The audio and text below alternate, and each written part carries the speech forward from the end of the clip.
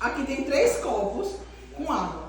Você vai tomar água nesses 3 copos.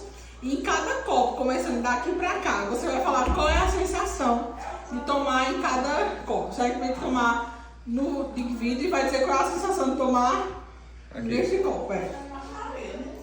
Qual é a sensação? Normal. Agora no de plástico. Normal. Agora nessa. Qual é a sensação de tomar?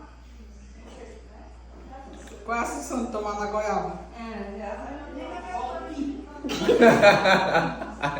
Qual é a sensação? Não é normal não, como direto na goiaba.